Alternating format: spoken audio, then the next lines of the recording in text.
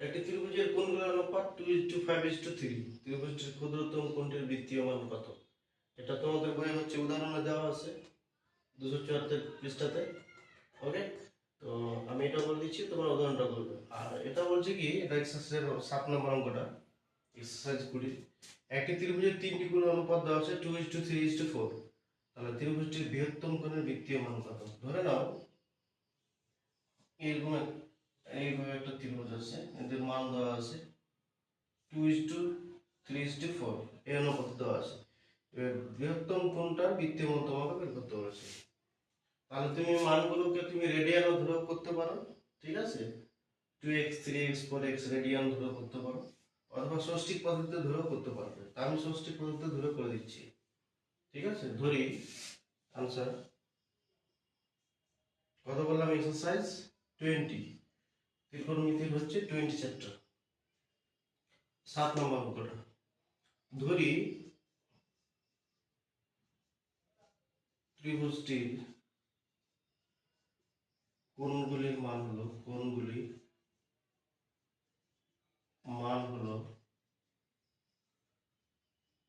ষষ্ঠীকে ধরে নিচ্ছি আমি 2x, হচ্ছে 3x, হচ্ছে 4x, ঠিক আছে, ডিগ্রিতে ধরে নিলাম আমি ষষ্ঠিক পদ্ধতিতে। তাহলে এবার ত্রিভুজের তিনটি কোণের সমষ্টি কত জানা আছে আমাদের? 180 ডিগ্রি। তাহলে 180 ডিগ্রি তো করে নাও, তুমি লিখতেও পারো, লিখো ত্রিভুজের তিনটি কোণের সমষ্টি কত? তিনটি কোণের সমষ্টি, আচ্ছা একটু ত্রিভুজটা আমি একটু সাইডে এঁকে দিচ্ছি। ওকে, এটা নাম ত্রিভুজটা ধরে নাও। সমষ্টি কত হচ্ছে? 180 ডিগ্রি, এটা আমরা জানি। ওকে, আচ্ছা তাহলে শর্ত কি আছে? কোণ ষষ্ঠিক গুলো 2x 3x প্লাস 4x, আর তোমাদের আছে 2:5:3 ইকুয়ালস টু কত ডিগ্রি? 180 ডিগ্রি। ওকে, তাহলে 4x আর 3x হচ্ছে 7x, 7x আর 2x হচ্ছে 9x। তাহলে 9x ইকুয়াল টু হচ্ছে 180 ডিগ্রি। তাহলে x ইকুয়ালস টু হচ্ছে কি 180/9, 9 দুগুণে 18, তার মানে হচ্ছে তোমার কত ডিগ্রি? 20 ডিগ্রি। x এর মান কত পেলাম? 20 ডিগ্রি। আমার কি বলেছে? একটি ত্রিভুজের তিনটি কোণের প্রমাণ করে বৃহত্তম কোণটির মান বের করতে বলেছে। আমি কোণগুলো আগে পুটিং করে দিই, এখানে কোনটা বৃহত্তম দেখেই বুঝতে পারছি এটা বৃহত্তম হবে। অথচ তুমি মানগুলো করে নাও।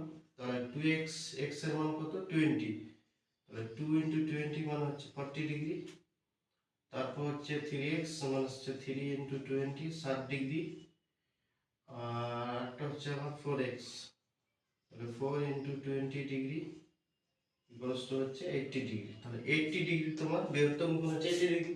আর তোমাদের তবে এখানে বলেছে কি ত্রিভুজের ক্ষুদ্রতম কোণের বৃত্তীয় মান কত? তোমরা ক্ষুদ্রতম বের করবে। আমার যেহেতু এখানে বৃহত্তম বলেছে জন্য বৃহত্তম, তাহলে বৃহত্তম কোণ এখানে কত ডিগ্রি? 60 ডিগ্রি। তাহলে এই যে 80 ডিগ্রি যে বের হলো, এই কোণটাকে বলা হয় তোমার ষষ্ঠিক মান।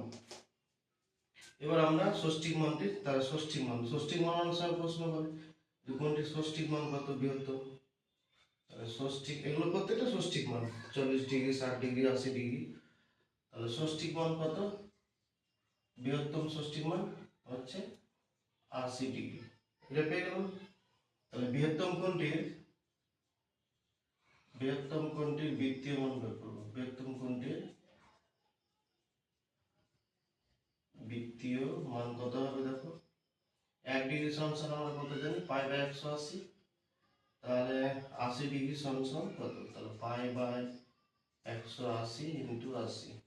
0 0 কাটলাম, 2 দিয়ে কাটো, 2 4 8, 2 9 18, আর কাটবে না। তাহলে হচ্ছে 4π/9, 4π/9।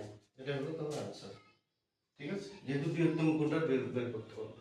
এবার খুব ইম্পর্টেন্ট এক্সারসাইজ 20 থেকে এবার অঙ্ক আসবে মাধ্যমিকে, একটা না একটা অঙ্ক আসবে, তো এটা করে নেবে। আমি এটা করে দিলাম, এটা তোমরা নিজে করো। এখানে শুধু খালি চেঞ্জ করতে হবে কি, তোমার ক্ষুদ্রতম কোণটার বৃত্তীয় মান বের করতে হবে। আর আমার বলেছে কি বৃহত্তম কোণের বৃত্তীয় মান কত।